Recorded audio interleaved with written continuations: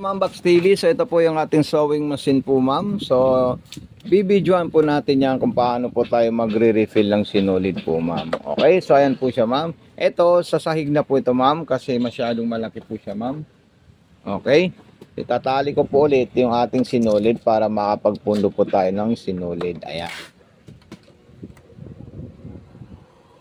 Okay, so ayan po siya ma'am Box TV.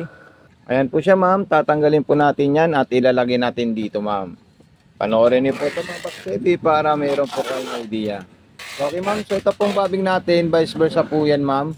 Ayan po siya. Ang importante po, magaya nyo po yung indicator dito na nakasulat. So ayan po siya ma'am. So ayan po, tama-tama lang po siya ma'am. Okay, sa taas naman po ma'am, ganito lang po siya ma'am. Ito po yung lagayan natin ng sinulid. Kung minsan tinatago po yan sa likod, then itaas mo lang po siya ma'am. Okay, kukuha po tayo ng sinulid.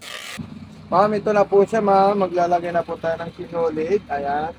Kailangan pag naglalagay tayo ng sinulid, kailangan lahat ng klaseng sewing machine nakataas po yung pressure pot. Ayan. Then pagkatapos po nyan, ilalagay po natin dyan. Step 1, step 2, pataas na po siya. May hook po dyan, kailangan natin ito ikutin. Ayun po siya.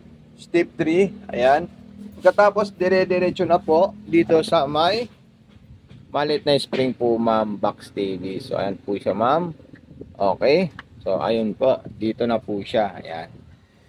Okay, din yung automatic shooter thread naman po, kailangan po natin yung aralin ma'am. Ganito lang po siya ma'am. Ayan. Okay. Din dito. Ayan po siya. Then, kukunin natin sa likod. Pero madali lang po yan, ma'am. Ganito lang po siya, ma'am. Ayan. Ayan.